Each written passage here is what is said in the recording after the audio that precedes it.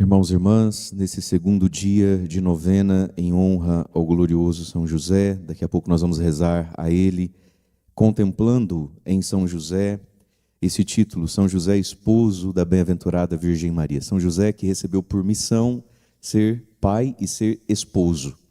Ser esposo, mas também trazendo para as mulheres, né? Ser esposa. Ser esposo é uma missão, é um dom que Deus dá. E isso precisa ser vivido à luz de Deus, em Deus e para Deus, né? E claro, a vida de esposo, a vida de esposa tem, para tirar aqui, né, também o tema do Evangelho, a lei, né? Não penseis que eu vim abolir a lei. Quando o ser humano quer viver talvez algo tão bonito como é o casamento, ele se propõe ou aceita ser esposo de uma mulher e esposa de um marido, mas ele não entende as leis que existem dentro disso. Todo aquele amor e todo aquele sonho vão rumar ao fracasso, né? Tem um ditado antigo, acho que todo mundo já ouviu, né? Que diz assim, amor só enche barriga por 9 meses, né? Só enche barriga e só enche coração por 9 meses. Então, é preciso uma lei. E quando a gente pensa essa palavra esposo, casamento e pensa lei, logo a gente pensa o quê? Tem uma lei para não adulterar, né? Para não trair também. Mas a vida de um casal, ela é feita de uma lei diária. A lei da paciência, a lei da generosidade, a lei da alegria, a lei da fraternidade um com o outro, a lei do trabalho, a lei da disciplina, a lei do palavra dada, palavra cumprida. São muitas as leis que, se vividas, fazem o amor e a esponsalidade dos dois darem fruto, né? E são muitas as pequenas leis que, se não vividas, fracassam o amor. E São José se santificou também sendo esposo. São José foi, por óbvio, um homem profundamente religioso, um homem profundamente espiritualizado, se a gente quiser essa palavra que não é muito boa, mas ajuda a gente a entender. Com certeza São José era um homem de oração, um homem da sinagoga, um homem do templo. A palavra de Deus diz que todos os anos, conforme o costume, subiam, peregrinavam a Jerusalém, a capital, porque era o único lugar que tinha altar e para o sacrifício da Páscoa. Portanto, José, junto com Maria, eram profundamente religiosos, cumpridores dos deveres para com Deus, até como era até então, até a vinda de Jesus. Mas o segredo de uma família não é só isso, também é isso, não é a despeito disso, mas não pode ser só isso. A vida de um homem em relação à sua casa não pode ser só isso, né? E às vezes, e muitas vezes, né, nas lutas e desventuras da vida de um casal, começa a haver aquela questão assim, onde um começa a se defender do outro, né?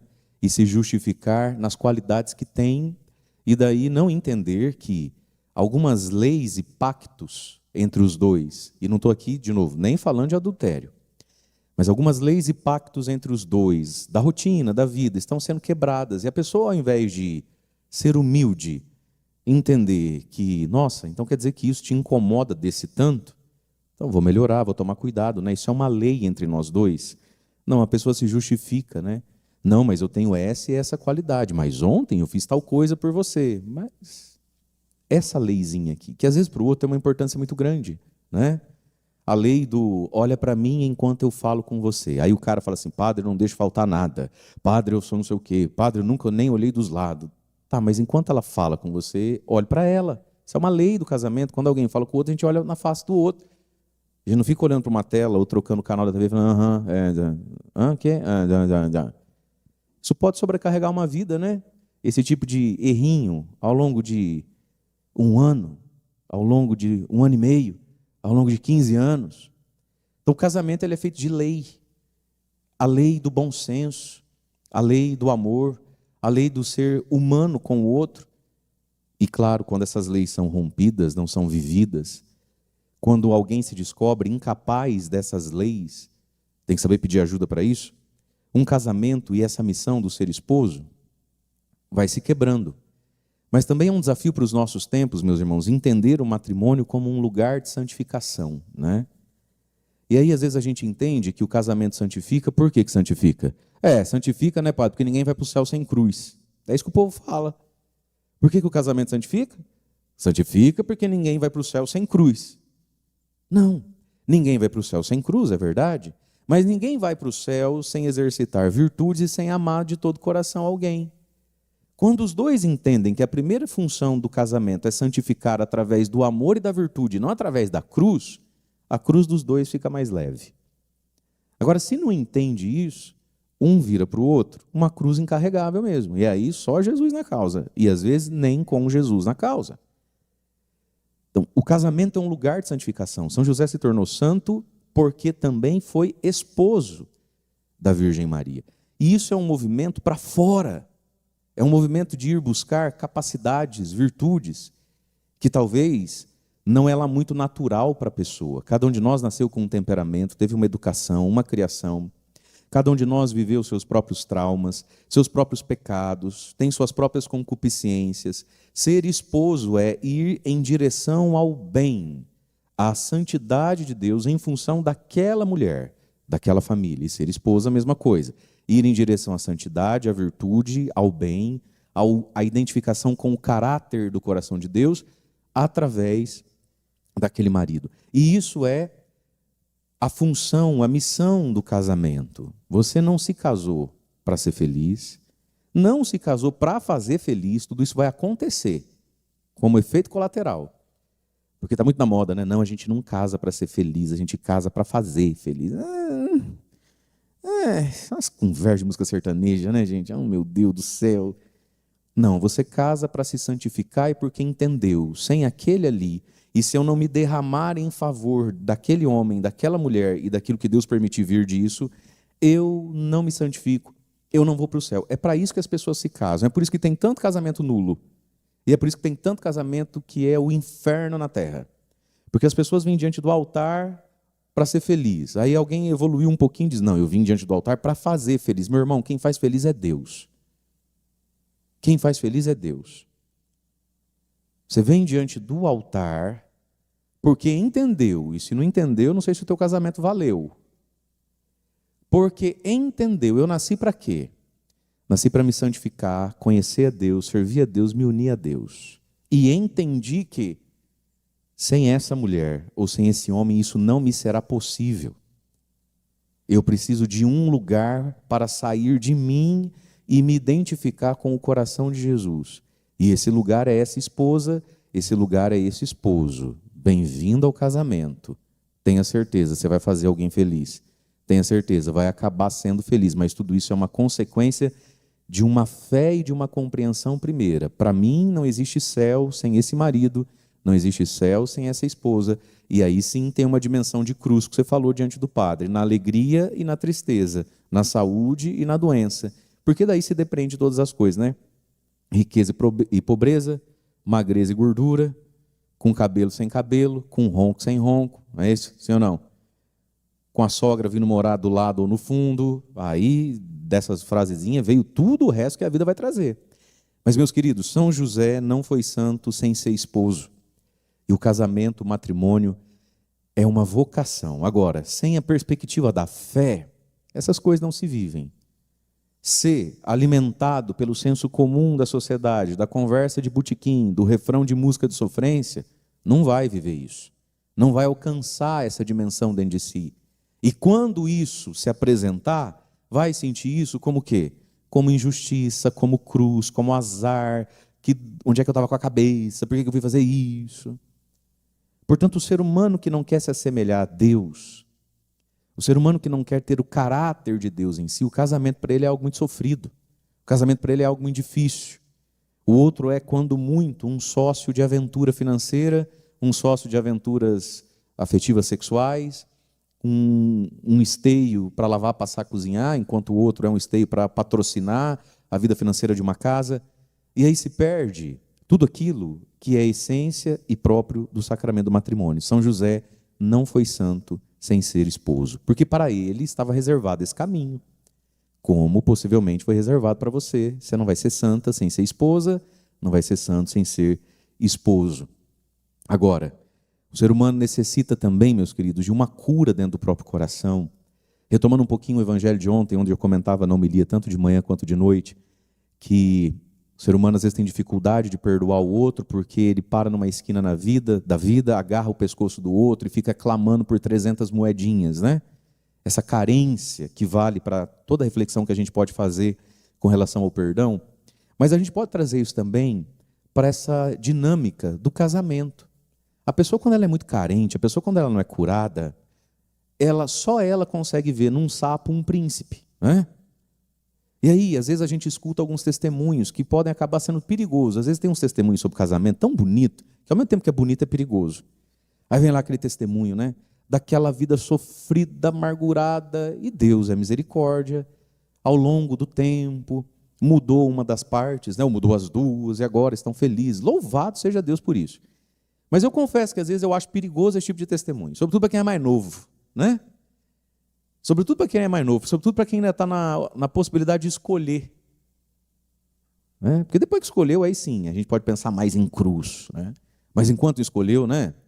E veja, meus queridos, se a gente em Deus, se o ser humano em Deus não vai curando essas carências, sabe, essas piras emocionais, intelectuais, ninguém me ama, eu vou ser sozinha, sobretudo as mulheres, né?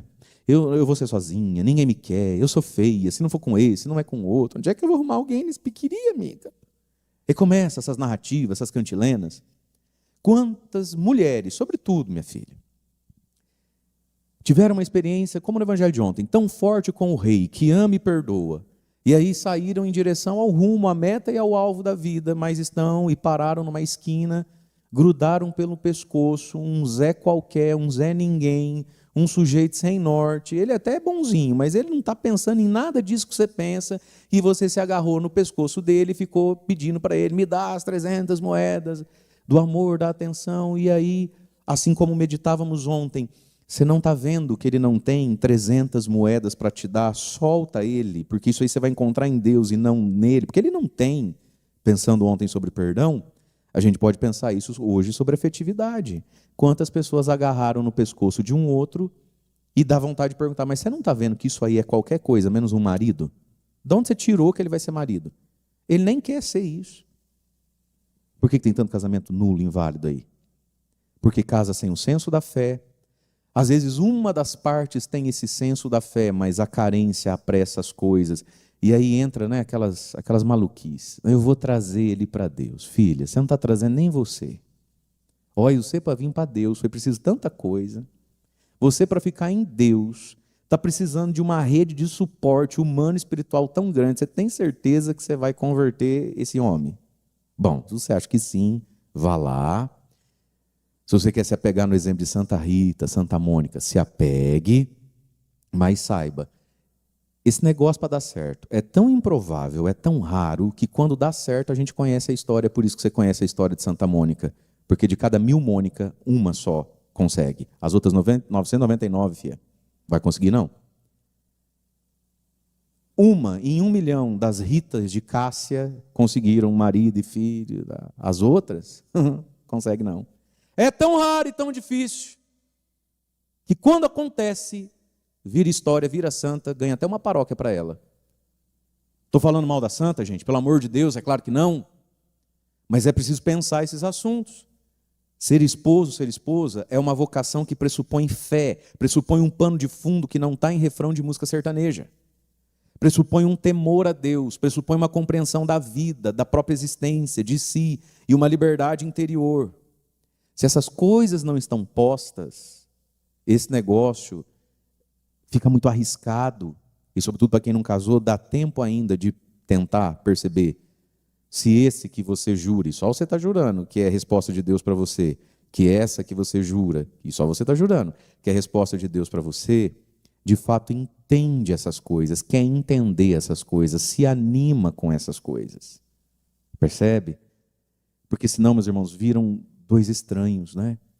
Quantos casais chegam não muito cedo, muito antes do que imaginam, se tornam dois estranhos dentro de casa, não é? Porque quem casou sabe, a dimensão sexual vai acabar e esfriar muito antes do que você previa, não é? Essa coisa que une, que acalora, não é? Que traz filho antes da hora, essa coisa pelo outro, isso aí acaba, quem casou descobriu, muito antes do que achou que ia acabar, né? Geralmente as pessoas acham, pensam assim, quando a gente chegar lá perto dos 50, acho que, né? Que 50, filho?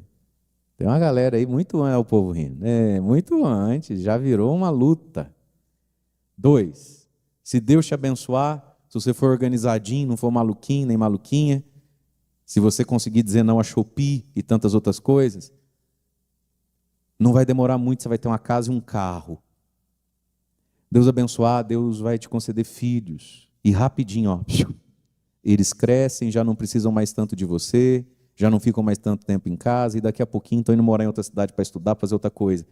E aí, com muita vida pela frente, fica quem em casa? Os dois estranhos. Não são amigos, um não gosta de nada do que o outro gosta, parecem dois mundos diferentes, sem muitas razões para continuar juntos. Por quê? Porque os filhos estão grandes e não precisa mais de nós, né? Entre quatro paredes, não tem mais novidade, faz muito tempo, é da vida mesmo, não é assim. Patrimônio, se for ver, para quem veio do nada igual vocês melhoraram, foi muito. O que sobra para os dois? Se não tem essa fé e essa compreensão de sou Deus, instrumento de Deus para o outro, e isso me alegra, isso me anima. Quando um casal vem à igreja, casamento é um dos 7 sacramentos. O que precisa para ter sacramento? Só o padre? Não. Para ter sacramento tem que ter a matéria, e a matéria do sacramento não é o padre. Na missa tem que ter pão e vinho. Se não tem pão e vinho, não tem missa. Se hoje aqui alguém esquecer da hóstia e acabou o vinho, sinto muito, não vai ser missa. Precisa ter o pão e o vinho. E o pão e o vinho são santificados e transformados para comunicar graça. Para comunicar o próprio Jesus. Para ter batismo, tem que ter a criança, tem que ter o adulto, tem que ter o padre, mas tem que ter água. Se não sair água, não tem batismo. Ah, mas tem uma garrafa de Sprite. Mas não batiza com Sprite, é com água. Ou tem água ou não tem batismo. E a água é abençoada e transformada para comunicar graça, para ter crisma. Tem que ter o bispo? Tem que ter o crisma? Tem. E se não tiver óleo? Ixi, acabou o óleo, não tem óleo. Não pode ser manteiga? Não, é óleo. O óleo é abençoado, transformado para comunicar aquela graça própria. E no casamento? Homem e mulher são oferecidos, se oferecem livremente. É de livre e espontânea vontade que o fazeis.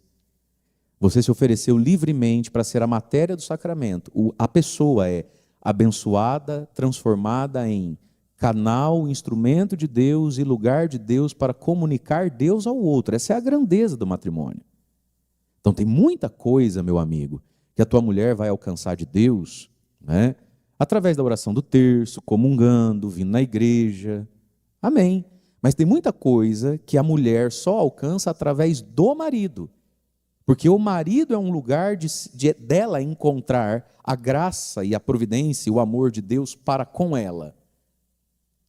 E para o marido a mesma coisa. Tem muita coisa que um homem vai encontrar rezando o terço, fazendo novena, enfim, vindo à missa, participando de um grupo de oração. Claro que sim.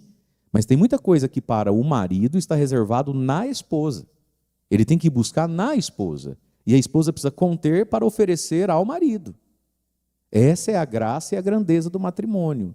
De livre e espontânea vontade, eu me oferto para ser lugar e canal de Deus. Agora me diga você, meus irmãos, quantas pessoas casaram pensando nisso? Quantas pessoas casaram compreendendo isso? E quantas pessoas, ao ouvirem isso, ou não entendem ou não se animam com isso? Isso é o matrimônio na sua essência. E aí, claro, ele é rodeado de uma série de virtudes humanas, de uma série de questões muito humanas, que agregam, somam, abrilhantam, valorizam e temperam isso. Como a nossa igreja. Não precisava ter esse piso, não precisava ter essas pinturas. Você mete 4 paredes, um telhado, reúne o povo dentro, já dá para chamar de igreja. Não é isso? Mas convenhamos, não fica muito mais bonito assim, sim ou não? Claro que sim. Mesma coisa o casamento. Compreendido tudo isso que o padre está falando aqui, coloque as coisas que abrilhantam tudo isso. Não é? As virtudes que são muito humanas, sem as quais, às vezes, até aquilo que aguentaria o resto da história, como essa igreja nunca mais vai cair, mas pode ser um lugar feio, um lugar difícil, um lugar incômodo. Daí sim, pela falta de virtudes muito humanas do nosso dia a dia, da existência. Mas agora vamos então um pouquinho ao evangelho de hoje. Jesus está falando sobre a lei e os profetas. Ele tinha acabado de falar aqui, não foi o evangelho de ontem, mas o evangelho anterior ao evangelho de hoje em Mateus. Jesus tinha acabado de fazer o sermão da montanha. Bem-aventurados, né? Vós sois o sal da terra, a luz do mundo. E aí Jesus vai dizer, já de imediato, talvez imaginando que o povo ia começar a confundir tudo que ele tinha explicado e falado, né? Não penseis, ou seja, já tinha gente pensando. Não penseis que eu vim abolir a lei e os profetas, não vim para abolir, mas para dar-lhes pleno cumprimento. Jesus cumpriu e cumpre plenamente a lei de Deus. Primeiro, a lei moral intrínseca de todo ser humano, que é codificada nos 10 mandamentos, né? Santo Agostinho tem uma frase que diz assim: Deus precisou escrever em tábuas de pedra, gravar nas tábuas de pedra, 10 leis que o ser humano já não conseguia mais ler no próprio coração. Os 10 mandamentos, meus irmãos, é da lei natural da vida. Os 10 mandamentos não precisavam nem ter sido dados a Moisés. É que o pecado ofusca a nossa inteligência, Deus precisa revelar de novo. Então Jesus cumpre plenamente os 10 mandamentos, que é uma lei natural da vida humana. Se você pegar os 10 mandamentos, não tem nada ali estranho ao que é o ser humano mesmo. Depois, Jesus vai cumprir toda a lei e toda a ritualidade judaica, né? Dos preceitos, das leis rituais para com o templo, para com Deus, os sacrifícios, e também todas as leis do próprio Israel. Mas aí Jesus está dizendo, eu não vim só cumprir, mas muito mais do que isso, vim dar pleno cumprimento àquilo, para não morrer pela metade. O pleno fruto da lei, que é amar a Deus sobre todas as coisas, e ele vai fazer isso na cruz, e amar o próximo. E aí Jesus fala de algo para nós que é perene. A fé, ela é perene. Em verdade eu vos digo, antes que o céu e a terra deixem de existir, nenhuma só letra ou vírgula serão tiradas da lei. A gente tem um tal de antigamente, hoje mente, amanhã mente, né? A gente tem um tal de desvirtuar o nosso relacionamento com Deus e dar esse tiro para o alto assim, mas é que antigamente era mais fácil, né, padre? Hoje em dia é difícil, né? Mas é que hoje em dia não é mais assim, né? Olha o que Jesus está dizendo.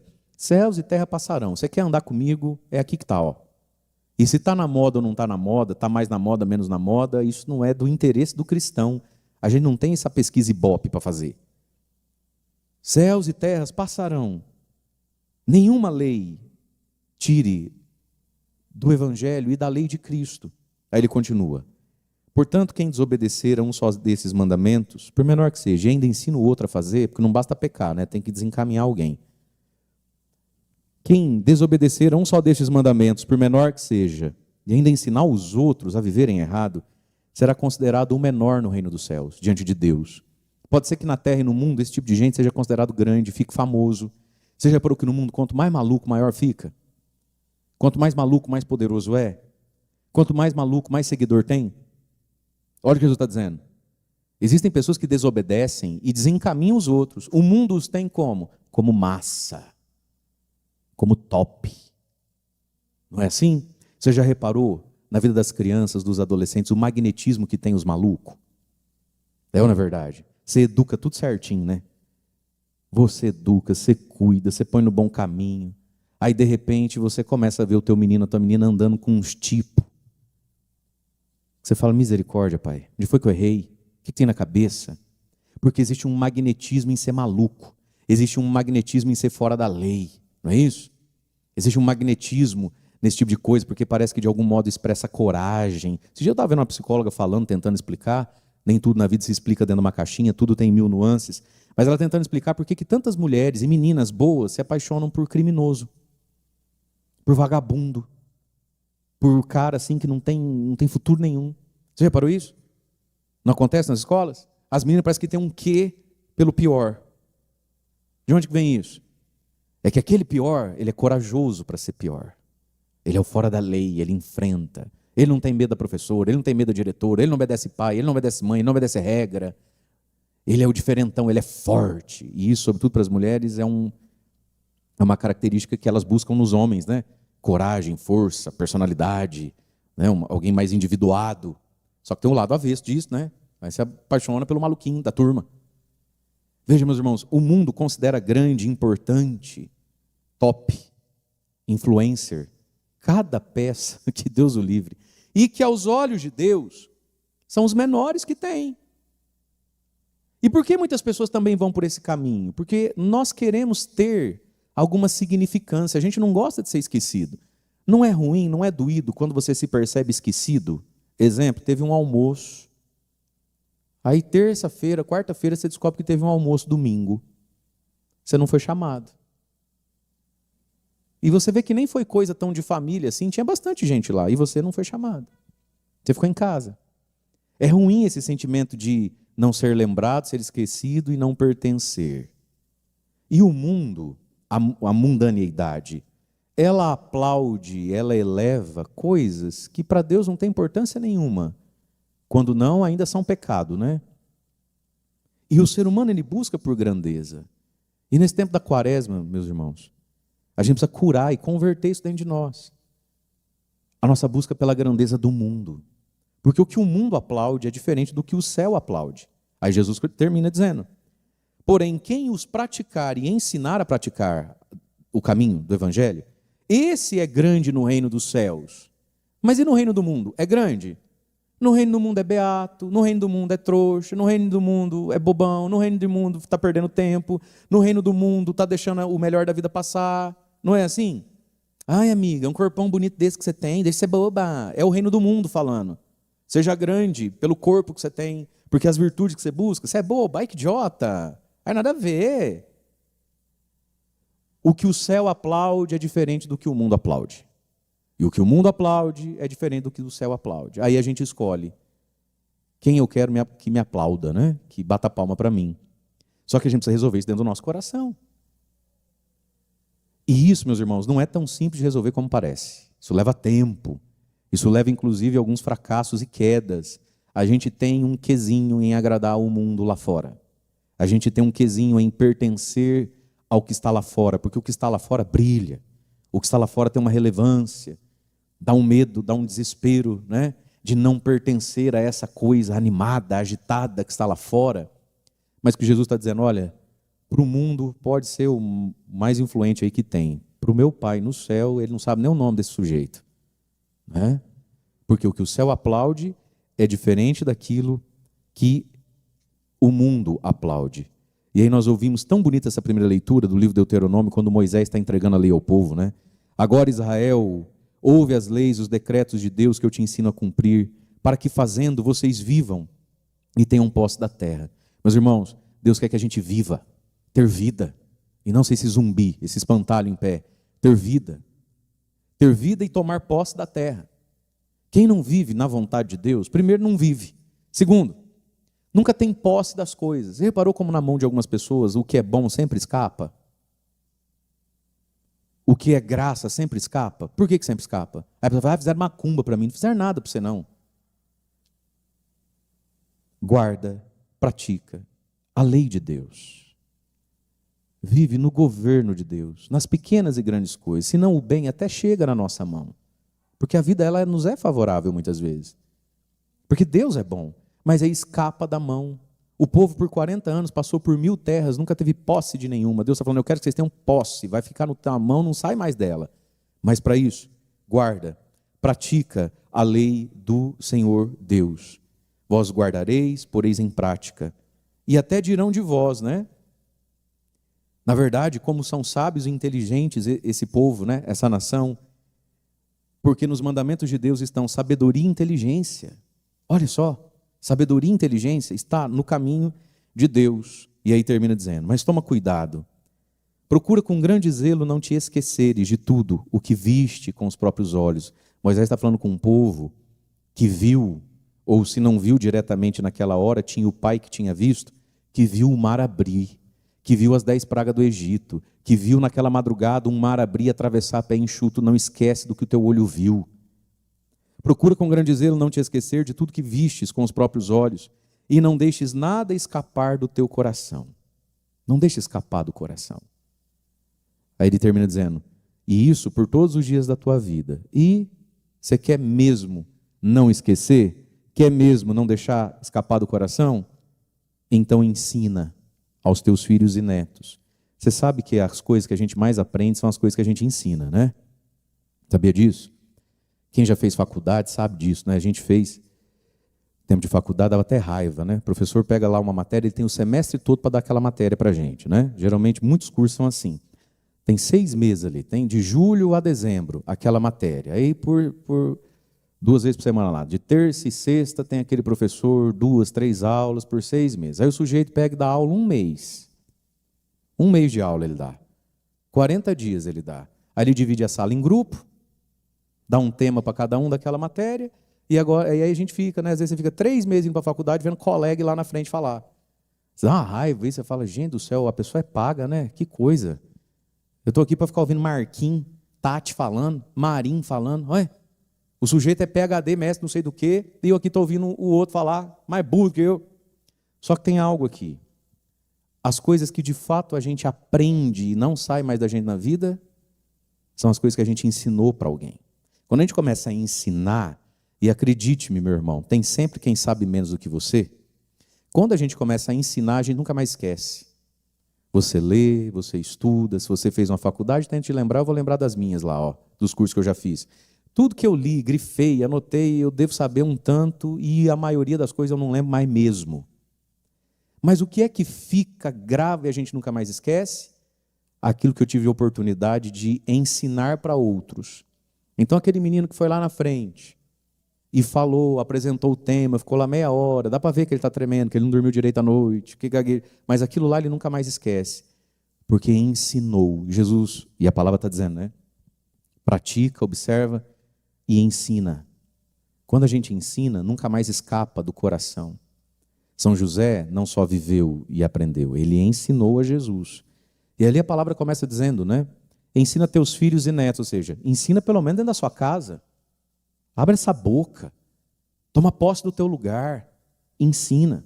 Depois, ensina a quem tem, ou com quem você tem, afeto, credibilidade. Todos nós temos amigos. Se não temos muitos, temos alguns, onde a gente pode, com liberdade, partilhar, ensinar, dar um toque, dar uma dica, dar um conselho, ter algum assunto um pouco mais profundo para além do tá calor, né, velho? E o Palmeiras jogou ontem? Falando em jogo ontem, Renato, o Neymar jogou ontem. Naquele tempo, Pedro aproximou-se de Jesus e perguntou: Senhor, quantas vezes devo perdoar se o meu irmão pecar contra mim? Até 7 vezes? Jesus respondeu: Não te digo até 7 vezes, mas até 70 vezes 7. Porque o reino dos céus é como um rei que resolveu acertar as contas com seus empregados. Quando começou o acerto, trouxeram-lhe um que lhe devia uma enorme fortuna. Como o empregado não tivesse com que pagar, o patrão mandou que fosse vendido como escravo, junto com a mulher e os filhos e tudo o que ele possuía, para que pagasse a dívida. O empregado, porém, caiu aos pés do patrão e, prostrado, suplicava: Dá-me um prazo e eu te pagarei tudo. Diante disso, o patrão teve compaixão, soltou o empregado e perdoou-lhe a dívida. Ao sair dali, aquele empregado encontrou um dos seus companheiros que lhe devia apenas 100 moedas. Ele o agarrou e começou a sufocá-lo, dizendo: Paga o que me deves. O companheiro, caindo aos seus pés, suplicava: Dá-me um prazo e eu te pagarei. Mas o empregado não quis saber disso, saiu e mandou jogá-lo na prisão até que pagasse o que devia. Vendo o que havia acontecido, os outros empregados ficaram muito tristes, procuraram o patrão e lhe contaram tudo. Então o patrão mandou chamá-lo e lhe disse: Empregado perverso, eu te perdoei toda a tua dívida, porque tu me suplicaste. Não devias tu também ter compaixão do teu companheiro, como eu tive compaixão de ti? O patrão indignou-se e mandou entregar aquele empregado aos torturadores, até que pagasse toda a sua dívida. É assim que o meu Pai que está nos céus fará convosco, se cada um não perdoar de coração ao seu irmão. Palavra da salvação. Glória a vós, Senhor.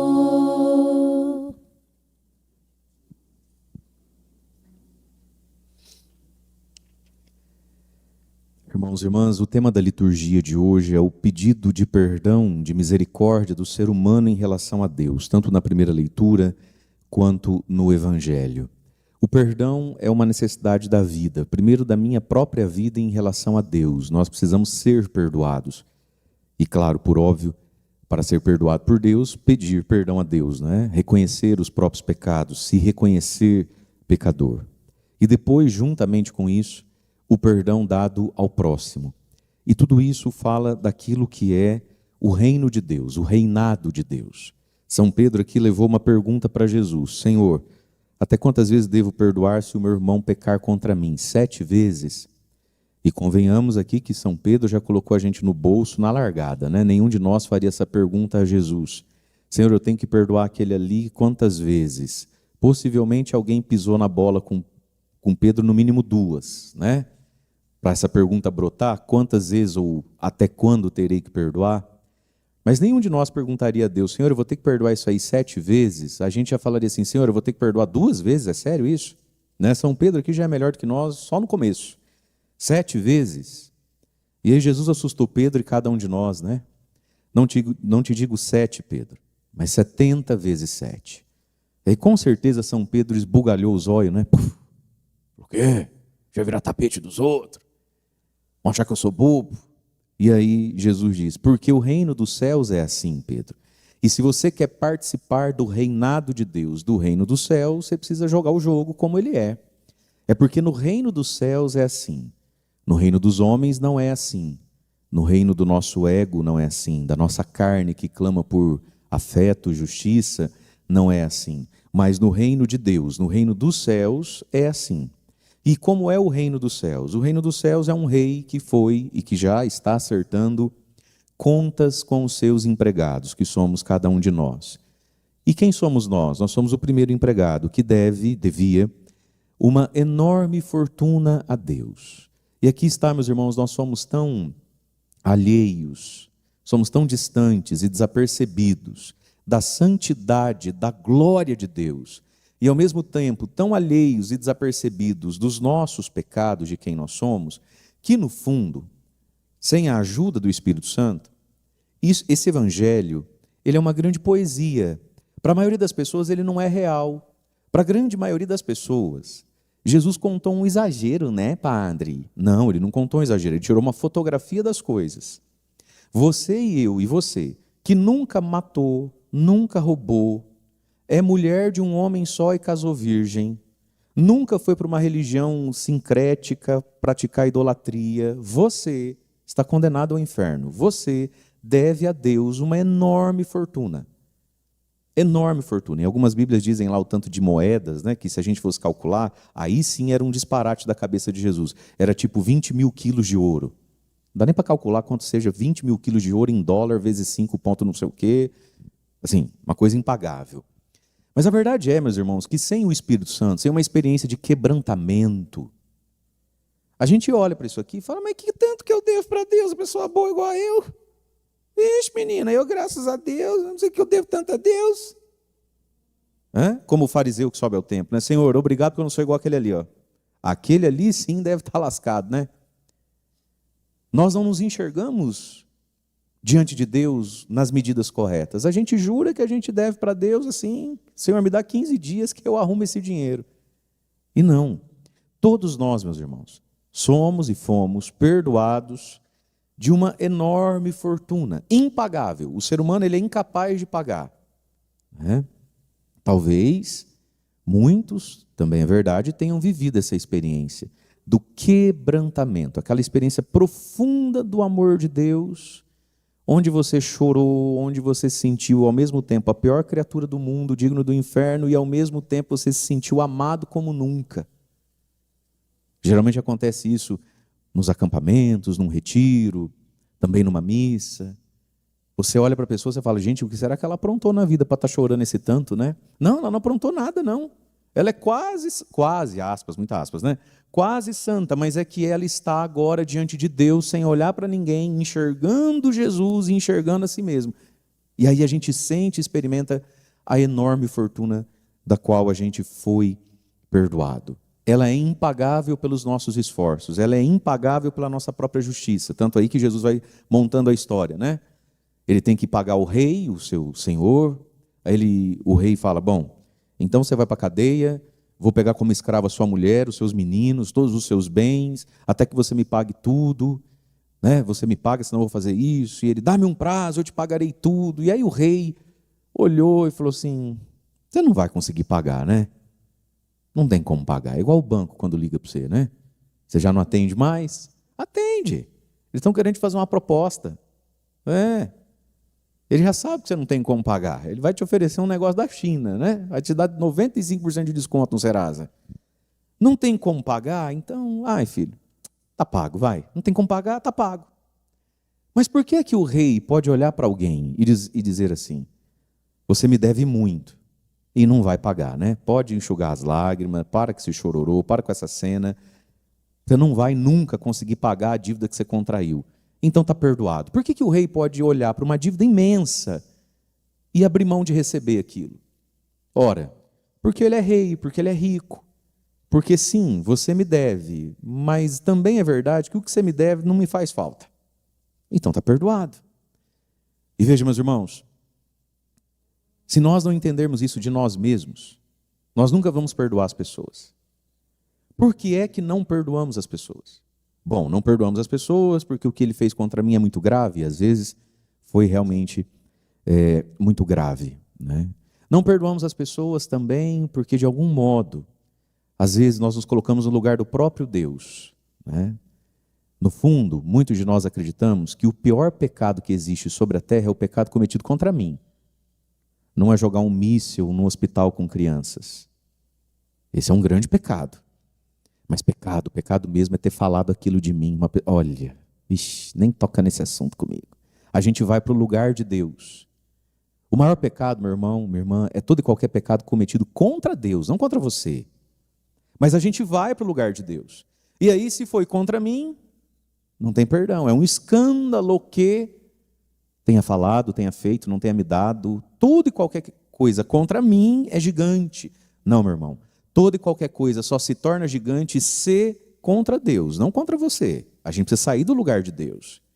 Mas também temos dificuldade de perdoar, por quê? Porque aquilo que o outro nos fez, ou não nos dá, porque às vezes a gente pensa que, quando a gente fala sobre o perdão, põe a mão no seu coração, pensa quem você tem que perdoar, né? A gente logo às vezes pensa em situações onde o outro objetivamente nos fez um mal. Nos agrediu, nos defraudou, nos caluniou.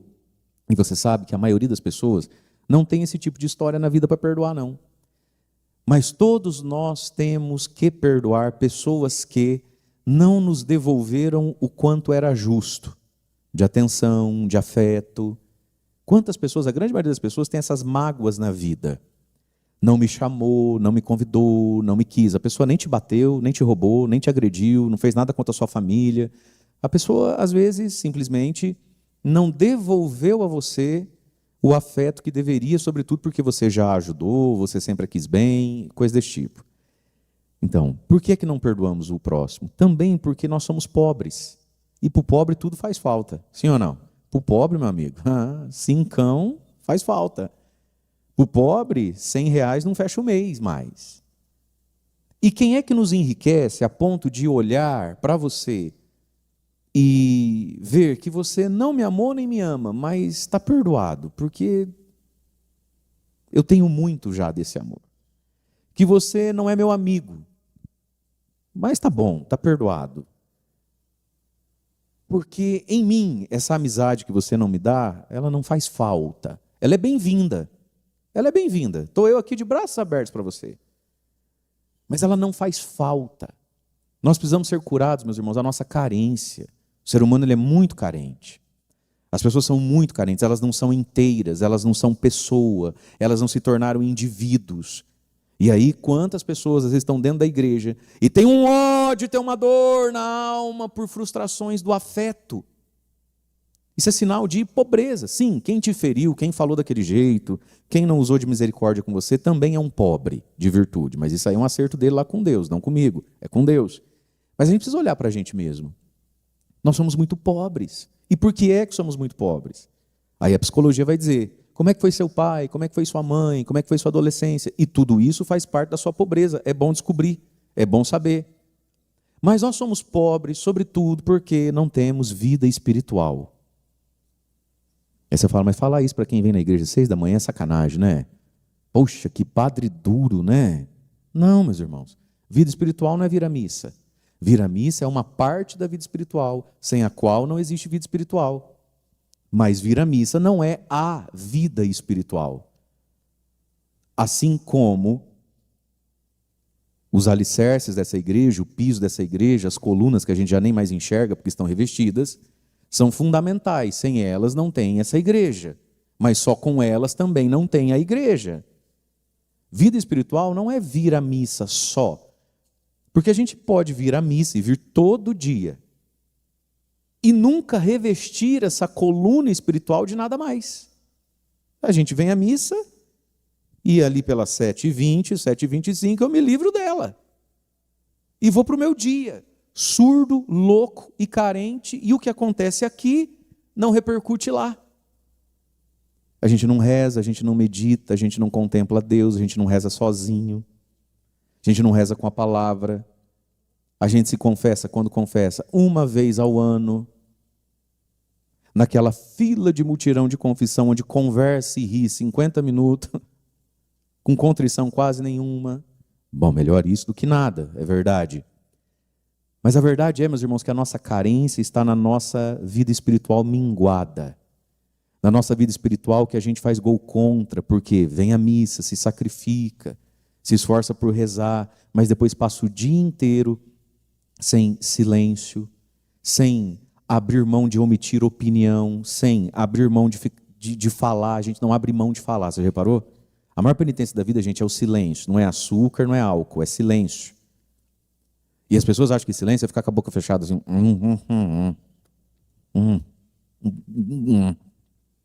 Não, isso não é o silêncio. É abrir mão de emitir opinião. É abrir mão de ficar dando conselho para todo mundo o tempo todo. É ficar quieto. É passar desapercebido. É fazer o exercício da presença de Deus conosco numa fila, enquanto dirige, enquanto espera, enquanto cozinha, enquanto toma banho, enquanto escuta alguém. É ter um olhar contemplativo para as coisas. E aí, sem essas coisas, e ainda ajudando com muito TikTok, muita rede social, muito, você viu, você está sabendo, não acredito, mas não vale nada mesmo, mas é uma desgraçada, né? O dia inteiro assim, a gente se torna pobre. E aí, tudo que o outro me tira ou não me dá, faz muita falta, dói demais, é claro que dói demais. Pessoas que têm projeto na vida, pessoas que têm um profundo desejo de santidade, pessoas que têm um profundo desejo de pegar a semente que tem na mão e fazer frutificar com oração, suor, trabalho e inteireza, perdoam muito mais rápido.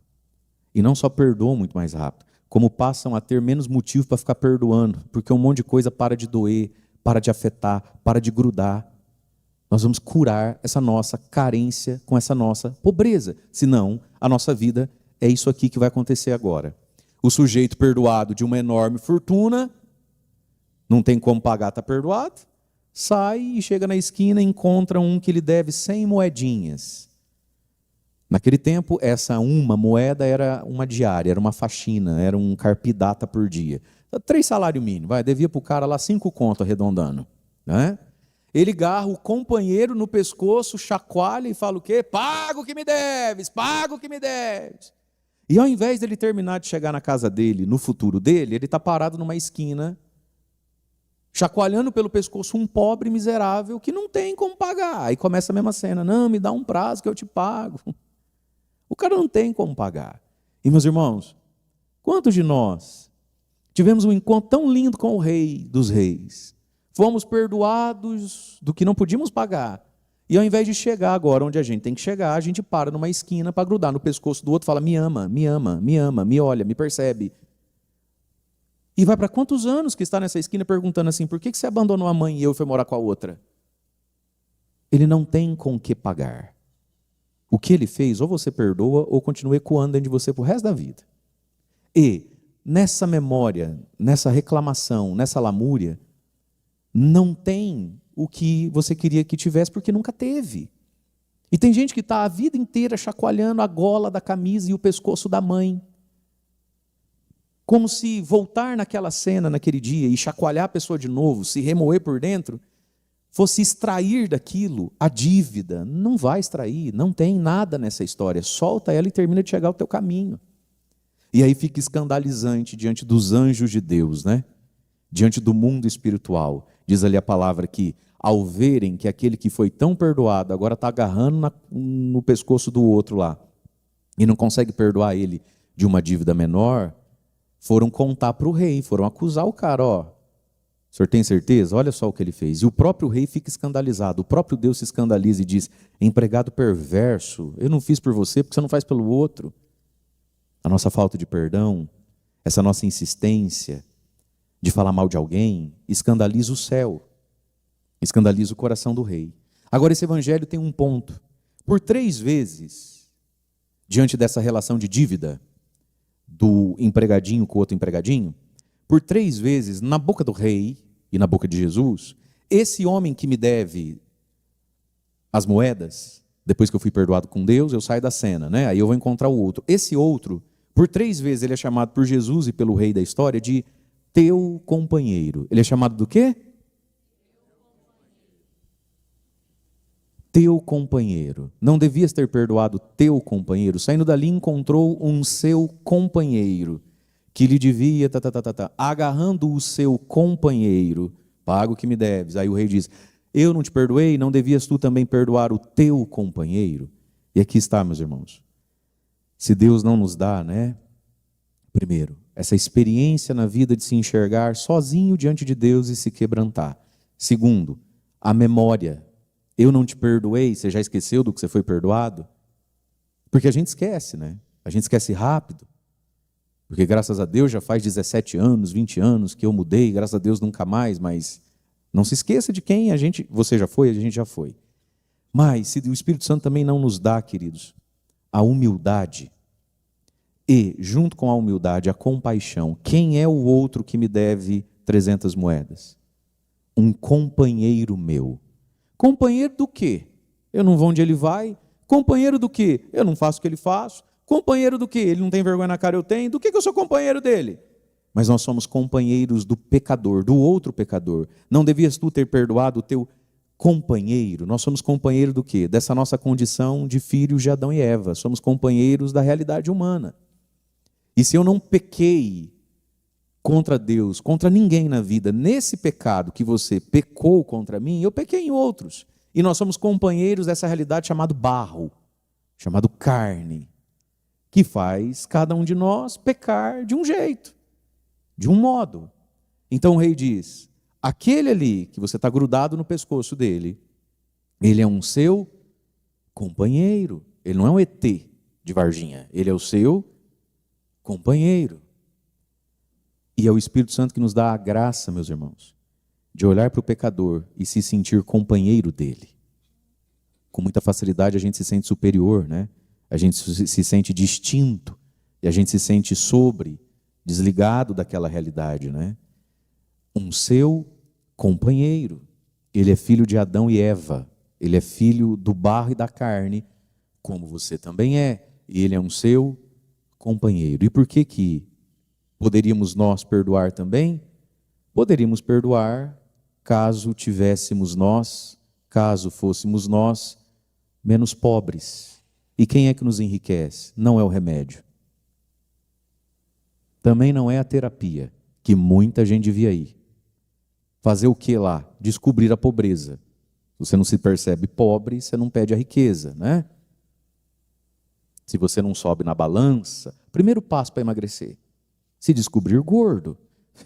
A balança tem um papel essencial no emagrecimento. Ela não é monjara, ela não é academia, mas ela é fundamental. Você sobe nela, ela diz uma verdade para você. Ela mostra um número que diz uma verdade. Pega esse número e leva para onde? Aí sim, leva para o monjaro, leva para a academia, leva para a bariátrica. Aí você leva ele para algum lugar e lá você resolve, né? Então, a verdade ela é bem-vinda sobre nós. Então, queridos, por que é que poderíamos perdoar? E tem gente que precisaria ir para terapia. Tua vida ia mudar bastante. Olha, não vai 6, 8 meses, você ia ganhar um norte bem legal. Agora, ganhar um norte não é chegar no norte. Quando você ganha um norte, você continua aqui ainda. Agora você vai andar. E quem é que faz andar? Quando eu descubro a minha pobreza, quem é que me enriquece agora? Jesus.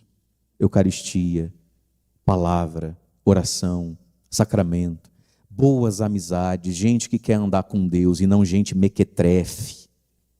Muitas pessoas não vão para frente porque você é rodeado de gente mequetrefe. Gente que não quer nada com nada, gente porca, Gente encardida, de mágoa, de ressentimento, de fofoca, de vida alheia. Você é rodeado de gente que não saiu do lugar até hoje. Aquilo que o Pato sempre fala.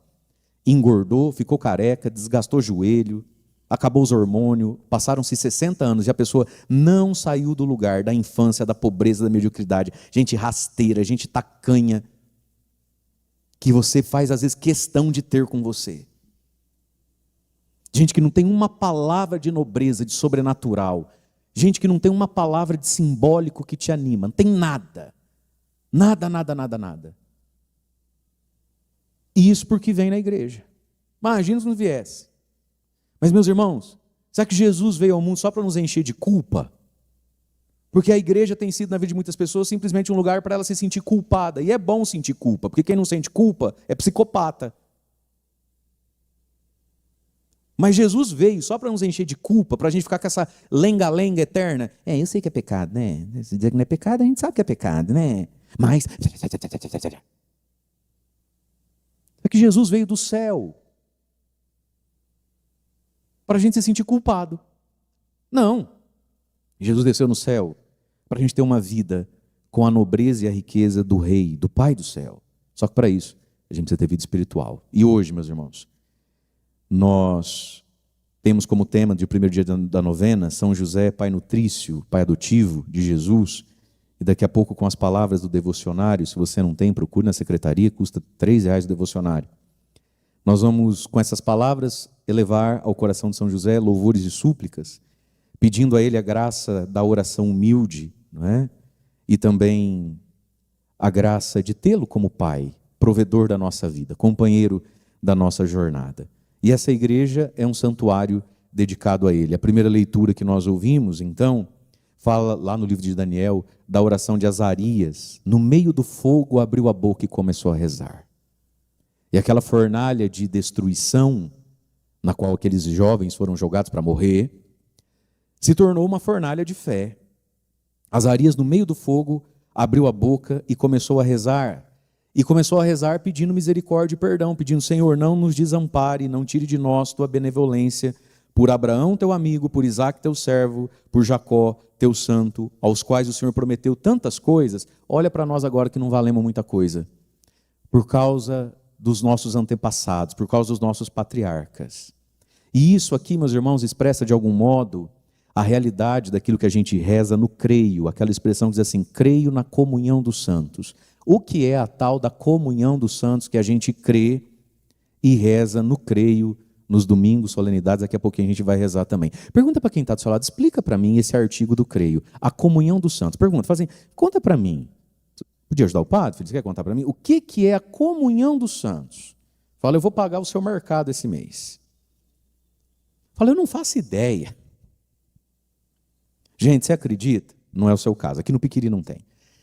Mas você acredita que algumas pessoas, quando vão rezando creio, assim, creio na comunhão dos santos, sabe que tudo que a gente fala vem uma foto na cabeça, né? Qual é a foto que vem na cabeça de muita gente? O céu e algum anjo, Jesus, não sei, passando e dando a comunhão, a Eucaristia na boca do povo. E eu sei que você está rindo porque você está lembrando de alguém e não de você mesmo, graças a Deus. Meus irmãos, o que significa a comunhão dos santos? Creio na comunhão dos santos.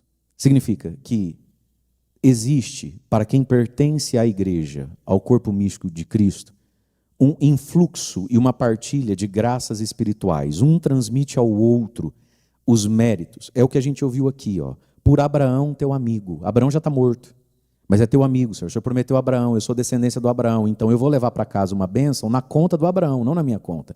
O nome disso é a comunhão dos santos. A igreja que está no céu reza e merece, porque na terra mereceu, em favor de cada um de nós. Então, você pode chegar diante de Deus e falar assim: Jesus, São José, que te amou tanto, que se gastou tanto por você, Jesus, São José ia ficar tão feliz de me ver parando de cometer esse pecado, crescendo nessa virtude. Senhor, por São José, teu pai, atende a minha oração. Jesus, a tua mãe, a Virgem Maria, transpassada de dor aos pés da cruz, pela salvação do mundo, ela ia ficar tão feliz, ela ia ficar tão contente, ela ia sentir que valeu a pena a espada na alma se o meu marido voltasse a participar da missa. Jesus, pelo imaculado coração de Maria, converte meu marido. Isso é a comunhão dos santos. Pelo mérito do outro. Pela comunhão com o outro. Mas para isso, você tem que estar em comunhão com São José, você tem que estar em comunhão com a Virgem Maria, você tem que estar em comunhão com São Francisco de Assis, você tem que estar em comunhão com São Miguel Arcanjo. E como é que a gente está em comunhão com essas coisas? Vivendo uma vida na graça. E quem decai da graça precisa se confessar para retomar a comunhão dos santos, que é a comunhão da igreja, da terra com o céu, do céu com a terra. Onde existem méritos, como Azarias, já lá no Antigo Testamento está rezando: Senhor, eu não estou pedindo por mim, eu estou pedindo por Abraão. Poxa, Abraão deixou tudo pelo Senhor. Abraão vai ficar triste de ver que nós, a nossa geração, estamos fazendo esse gol contra, jogando teu nome na lama. Senhor, por Abraão, que depois de velho virou um nômade sobre a terra, por amor a ti, perdoa a gente, faz um milagre para a gente. Senhor, por amor de Jacó, teu servo, que peregrinou nessa terra, enfrentou tanta coisa para nos dar um nome, agora nós somos um bando de malucos sujando o teu nome. Estamos debaixo de um rei aqui, que jogou a gente na fogueira, zombando do teu nome. Senhor, não é nem por mim, é por Isaac e por Jacó. Eles não merecem ser difamados desse jeito. Senhor, por amor a eles, faz algo por mim, faz algo por nós. O nome disso é comunhão dos santos. Fala para quem está do seu lado: mas isso eu já sabia. Que bom, né, gente? Louvado seja Deus. Então, a comunhão dos santos não é no céu comungar, porque no céu ninguém comunga, porque no céu não tem sacramento, porque no céu não tem missa, porque o céu já é o céu. E aí, então, ele começa a dizer, pedindo a misericórdia: Senhor, estamos reduzidos como pó. Somos o povo mais pobre e humilde que tem. Somos o fim do mundo. E estamos na mão de um tirano, no caso, eles ali também, né? E aí ele começa a fazer lamentações que nós hoje não podemos fazer. Graças a Deus. Ele vai dizer: Senhor, estamos sem profeta, sem sacerdote, sem chefe. Não temos holocausto, não temos altar, não temos incenso e não temos um lugar para vir na tua presença oferecer as nossas primícias e louvores. Nós não podemos dizer isso, porque nós temos profeta, nós temos sacerdote, nós temos altar, nós temos sacrifício, nós temos incenso, nós temos oblação e nós temos um lugar para pedir a misericórdia e para trazer as nossas primícias, os atos da nossa generosidade. Nós temos a igreja, nós temos o santuário. O que é o santuário? Quantas pessoas não entram aqui para clamar, gritar, pedir, chorar misericórdia? Quantas pessoas não entram aqui, vindas de tantos lugares, né? Não só do Brasil, devendo uma enorme fortuna para Deus e para a vida, e saem libertos? Meus irmãos, o que Deus tem feito nesse santuário, nas nossas celebrações, e de modo especial, mas não só, mas de modo especial, nos dias 19, assim, dá um livro por mês, de todo e qualquer tipo de cura e libertação que você possa pensar, físico, emocional, espiritual, do que você possa imaginar. Eu tinha que propagandear mais essas coisas, mas sei lá. O que é um santuário? O santuário é essa fornalha, não do rei perverso, mas essa fornalha da fé, onde alguém se levanta e começa a falar com Deus, onde alguém se levanta e começa a rezar a Deus, né? E aí então ele vai pedir: Senhor, manifesta sobre nós tua misericórdia para que te sigamos até o fim. Não se sentirá frustrado quem põe em ti a confiança. Os nossos votos com Deus. Não fica frustrado quem coloca em Deus a confiança. Deus é Pai e não abandona. E aí ele faz um pedido: de agora em diante queremos de todo o coração te seguir, te temer e te buscar. Diga comigo: seguir, temer e buscar. E aí ele diz: de todo o coração, de agora em diante. É quaresma, é tempo de conversão, é primeiro dia de novena de São José. Cada um de nós tem tanta coisa para pedir, mas esse também é um pedido: perdoar o próximo e, de agora em diante, seguir, temer e buscar. E aí ele pede: não nos deixe confundidos, mas nos trate segundo a tua clemência. Quem anda com Deus não anda confuso. Você pode andar cansado, você pode andar com o pé ferido. Confundido, não. Sem saber para onde vai? Não. O Senhor caminha conosco. E aí o refrão do Salmo: recordai, Senhor, a vossa compaixão. Deus é compassivo e bom. E louvado seja Deus hoje, meus irmãos, por todos os que têm parte com esse santuário, pela oração, pela disposição da própria vida, através de tantos serviços da pastoral, da liturgia, do culto de Deus que aqui é celebrado. Louvado seja Deus também por todos os que têm parte, entendendo que não tem preço, mas custa, não é? Quando nós temos parte com o reino de Deus. E aí temos um lugar para trazer incenso, sacrifício, súplica, mas também para trazer primícias. A nossa vida material também precisa estar relacionada à fé. A nossa vida material também precisa estar relacionada à casa de Deus. Primícia é dízimo. Primícias são esses momentos, como temos agora o próximo dia 19, onde nós podemos trazer para impetrar um pedido, uma necessidade, mas também para agradecer tanta coisa, a gente pode trazer uma primícia. São Paulo vai dizer, cada um decida no seu coração e faça essa primícia, essa oferta, conforme o coração sente e se alegra. Mas não desperdicemos também, meus irmãos, essas ocasiões. Próximo dia 19 agora, o nosso santuário tem essa ocasião. Através das nossas rifas, no plural sempre, nunca uma só, rifas, faz, e expressar ali a minha confiança, o meu pedido e a minha gratidão. Azarias, Daniel e os meninos disseram, Senhor, eu queria tanto fazer isso, não tenho onde fazer. Nós temos onde fazer e às vezes não queremos fazer. Então saibamos aproveitar de tudo isso, né? E hoje, meus irmãos, que São José venha ao nosso encontro e que esse santuário, até que Jesus volte um dia na glória, né? Continue e possa ser esse lugar de encontro com Deus, do céu com a terra, do céu com a terra, e que possa ser uma fornalha de fogo, do fogo do Espírito, da fé, que alcança tudo aquilo que a oração pode alcançar, e a oração pode alcançar todas as coisas. Louvado seja nosso Senhor Jesus Cristo, para sempre seja louvado. Irmãos e irmãs, o Evangelho de hoje, Jesus nos fala a respeito do pecado da hipocrisia, em primeiro lugar, né? Eles falam, mas não fazem. E encontram um contentamento muito grande em falar para os outros o que os outros devem fazer, mas eles mesmos não fazem.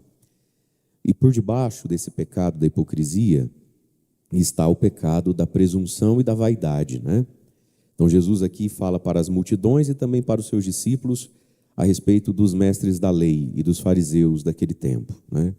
E Jesus diz, eles têm autoridade para interpretar a lei de Moisés, foi dado a eles esse papel. E muitas vezes eles até interpretam bem. Jesus diz, façam o que eles estão falando, porque eles têm autoridade para falar. Eles têm essa posição, esse lugar. Mas não façam, né? Não imitem as suas ações. Falam, mas não fazem. E aqui, antes da gente entrar na hipocrisia, na presunção e na vaidade espiritual desses homens, nós precisamos entender, então, que Jesus está dizendo para você e para mim, que se nós somos capazes de discernir a incoerência, a diferença entre uma fala e uma atitude, e se somos capazes de discernir na diferença entre o que está sendo dito e o que está sendo feito, o que é certo, então nós estamos obrigados ao certo que sabemos. Vamos traduzir um pouco mais simples. Nós somos capazes, então, de entender, vamos pensar, que o meu pai fala A, mas faz B. Não bate o que o meu pai fala com o que o meu pai faz.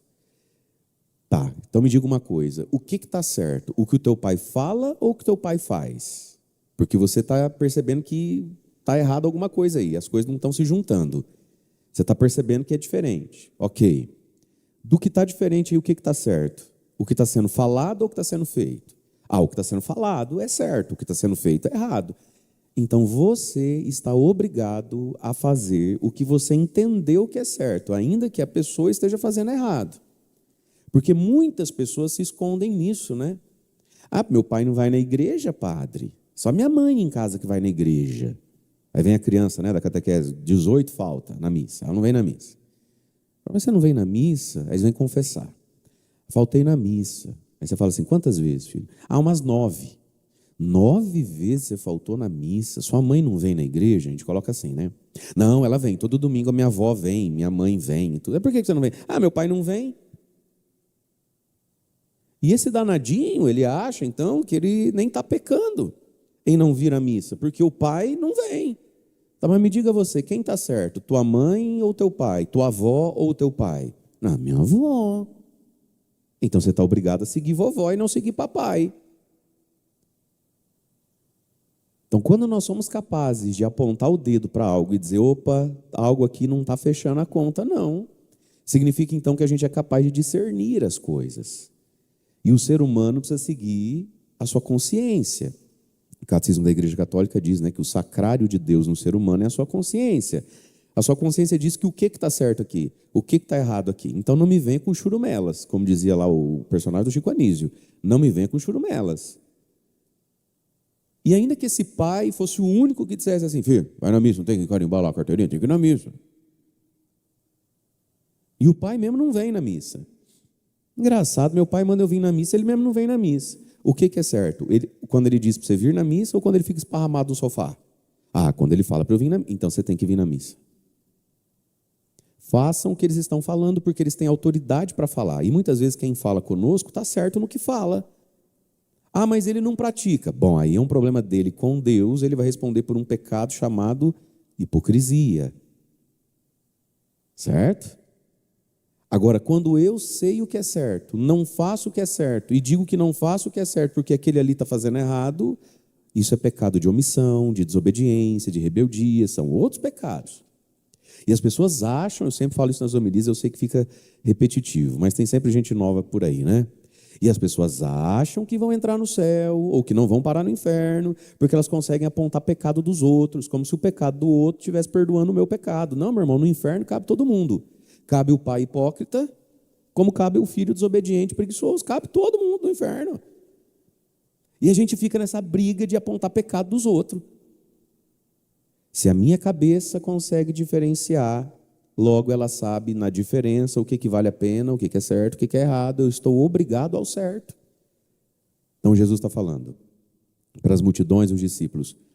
Os mestres da lei, eles têm sim autoridade para interpretar a lei de Moisés. Foi dado a eles essa posição na comunidade, diante do povo. Faz o que ele está falando. O que ele falou está errado? Não, o que ele falou não está errado, mas você já viu ele na rua? Eu não estou perguntando ele na rua. O que ele falou está errado? Então faz o que ele está falando. Mas não imiteis as suas ações, então.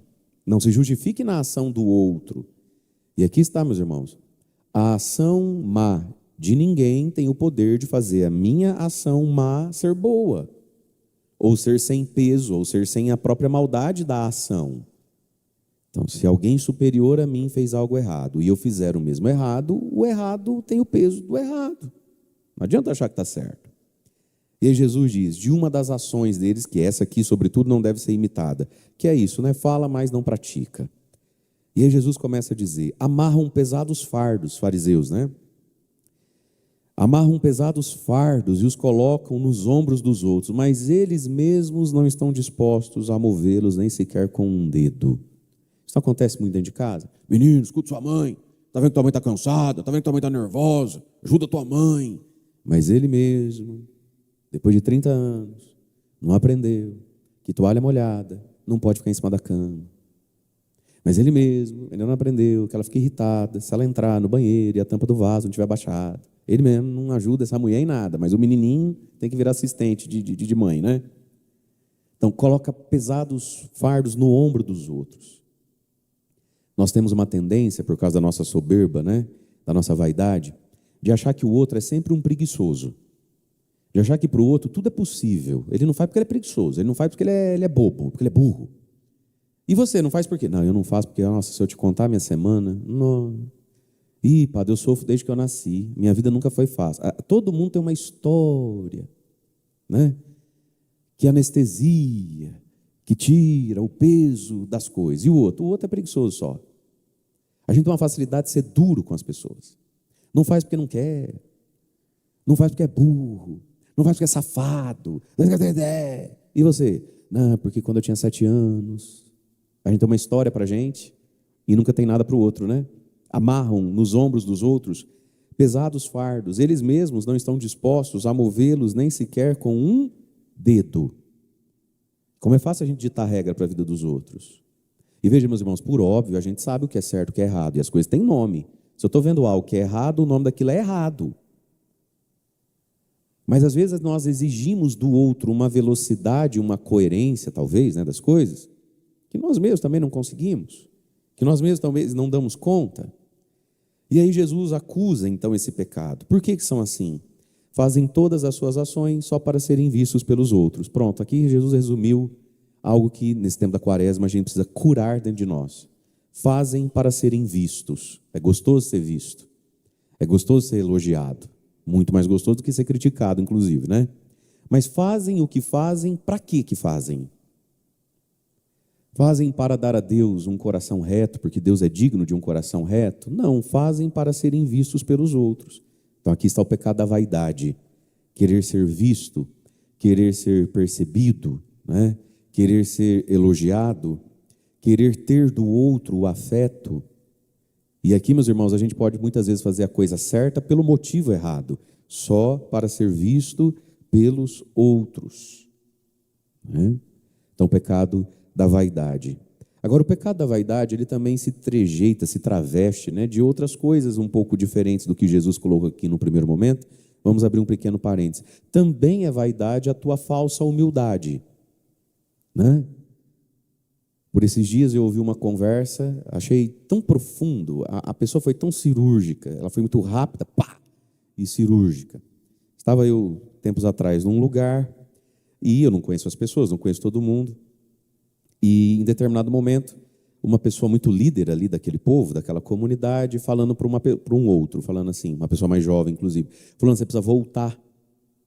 Não, mas eu estou sempre aí. E a pessoa falou assim, não, mas aqui não é o teu lugar. Essa pessoa, naquele momento, estava fazendo prestando um serviço, naquela evangelização, um serviço muito simples. Mas aqui não é o teu lugar.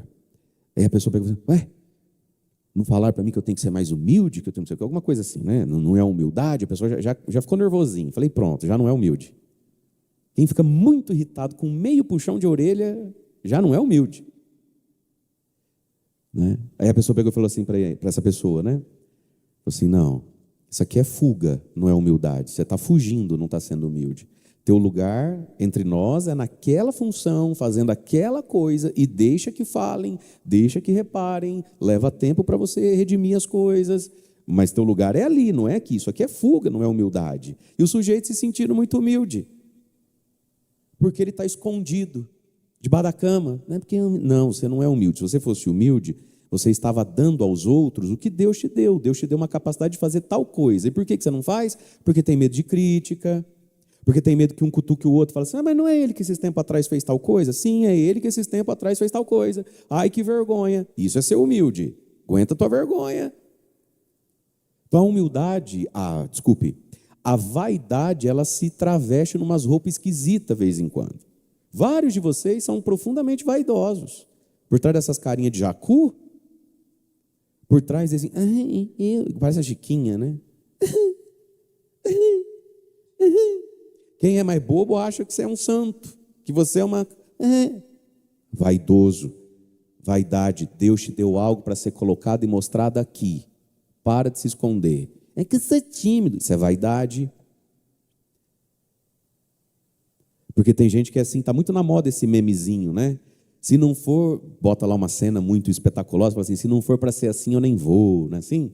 Passa lá 5 segundinhos de uma festa de casamento, fala assim, se não for para casar assim, eu nem caso, né? A pessoa plena. E muita gente fica assim, né? Não, eu não canto. Se não for para cantar igual fulano, eu nem abro a boca para cantar. Se não for para ler igual fulano, eu nem abro a boca para ler. Se não for para dar catequese igual fulano, eu nem abro a boca para dar catequese. Mas isso vale até para um bolo de fubá.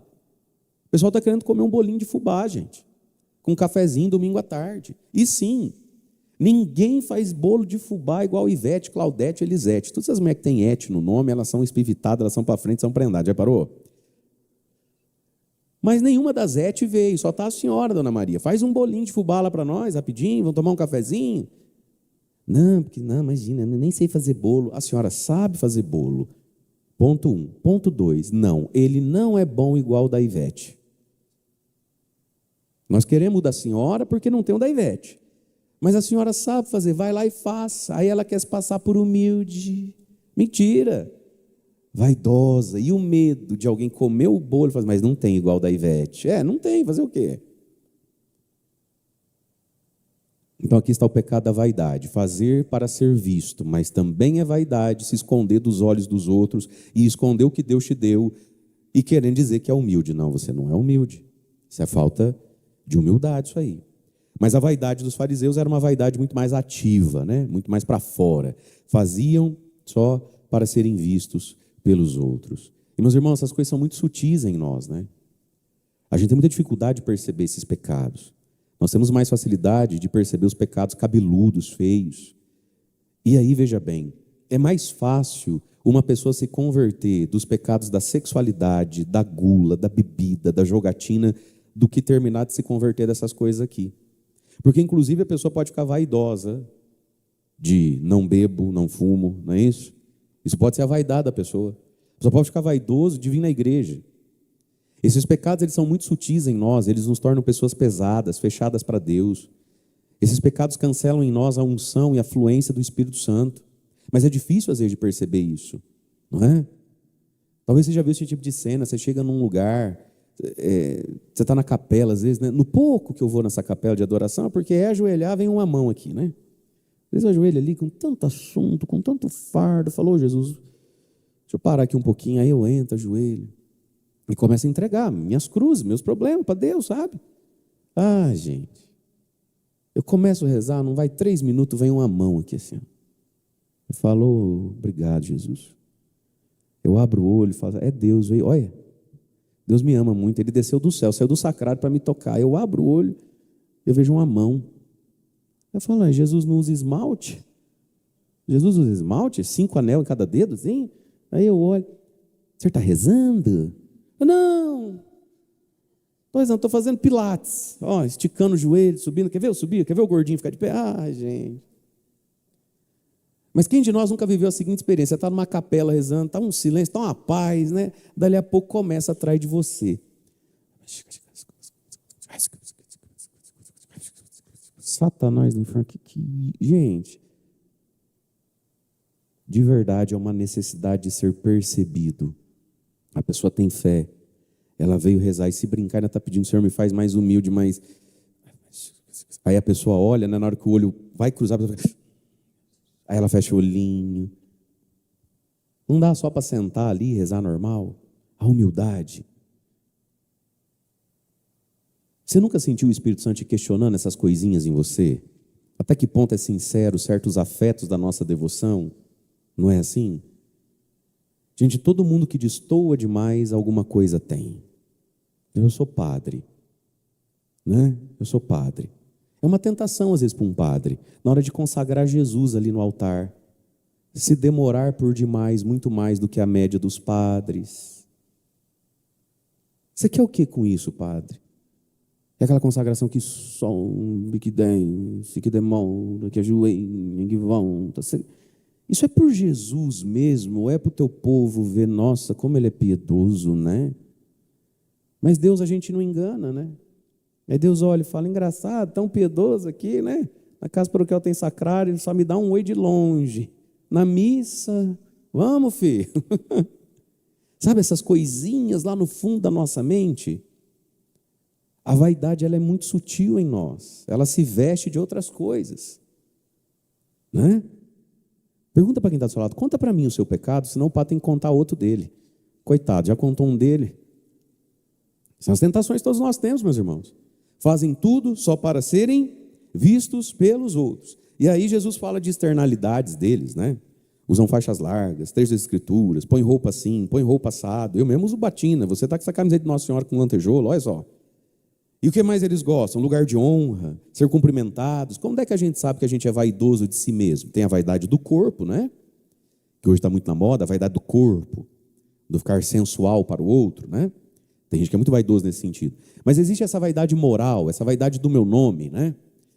E uma das coisas para a gente saber se a gente é vaidoso de si mesmo, do que pensam de mim, basta ver a raiva, a tristeza, a ansiedade que de vez em quando a gente sente quando um lugar de honra não é dado para mim, é dado para ele. Basta a gente ver aquele foguinho na boca do estômago, aquela aceleradinha de coração, de ver que a gente está sendo, aspas, esquecido em algum assunto, em alguma situação da vida familiar, do trabalho, da igreja, Não, é um desconforto interior, é uma coceirinha de falar, não, mas isso é vaidade. Fazem tudo o que fazem coisas boas. Melhor um fariseu andando na rua com uma roupa cheia de versículo bíblico do que andando pelado. A coisa é boa, mas o motivo está errado. Vivem a vida religiosa deles, né? Para serem vistos e gostam da honra, dos reconhecimentos, do elogio. E ai de quem não der. Quando é que eu sei que eu sou vaidoso? Quando eu exijo e cobro o elogio que não me veio. Você conhece gente que exige isso? Tem gente que cobra a conta, bicho. A pessoa bota na mesa, ele vai, não vai me elogiar, não? Não vai me reconhecer, não? Nossa, engraçado, né? Tanto que eu faço, a pessoa vem cobrar. E gente assim não tem paz nem dá paz. Porque você não tem paz. Aí você pega e fala, ai, desculpa, nossa, eu já ia nada. Não, mas... Aí você vem e me cobra um elogio, eu só tenho um jeito, agora eu te dou o elogio, só que aí você não fica em paz. Ele ia elogiar mesmo? Só elogiou porque eu falei? É por isso que Jesus, no outro evangelho, que completa essa ideia, vai dizer assim, quando você for convidado para uma festa, para um banquete de casamento, festa de aniversário dos outros, não senta lá na primeira fileira, na mesa do pai da noiva, não. Senta pelo meio, senta no fundo. Vai que chega alguém mais importante, você vai passar uma vergonha, você vai falar, fulano, dá para você levantar, que esse lugar aqui é das freiras. Você vai ficar com a cara no chão. Senta pelo meio ali, desapercebido. Se de fato você é importante para o coração daquela pessoa, ele mesmo te chama, oh, vem cá, senta aqui do meu lado, fica aqui perto de mim. Isso vai ser uma honra para você. O que Jesus nos ensina? Afeto, elogio, a gente não cobra, a gente ganha. E o outro tem direito de não me dar. O outro tem o direito de não me dar. Vamos pensar que eu, Padre Mário, ganhasse um sorteio agora, sei lá, para ir para a Terra Santa e levar comigo 4 pessoas. É uma promoção maluca. Concorra a uma viagem para a Terra Santa com mais 4 acompanhantes. É boa ideia, hein? Até porque 4 mais 4 pessoas dá para encher um carro até que chega no aeroporto, cabe a malinha de todo mundo. Olha que beleza, né? É legal isso aí. Eu tenho que escolher 4. Quantas pessoas não ficariam extremamente feridas por não estarem entre os 4? Ponto 1. Ponto 2. Esses 4 nunca mais teriam paz na vida, né? Agora, meu filho, se espirrar, não tem desculpa. Correto? E a pessoa fica ferida. Mas aí eu vou perguntar para o ferido, para o extremamente ferido. Campeão, tivesse você ganho uma viagem com mais 4 acompanhantes. Você também não ia deixar um tanto de gente de fora? Porque 4 não é 40, 4 não é 30, 4 não é 100, 4 não é 5, 4 é 4. E você não tem só 4 pessoas na sua vida. Não é assim ou não? Você também não consegue levar todo mundo no carro da vida. Você também vai deixar pessoas de fora. E está tudo certo, o coração é seu. No seu coração cabe 4, não cabe 40. No meu também. No do outro também. Nós temos que deixar, meus irmãos, as pessoas serem livres. As pessoas são livres para preferir quem elas quiserem preferir. E está tudo bem, está tudo certo.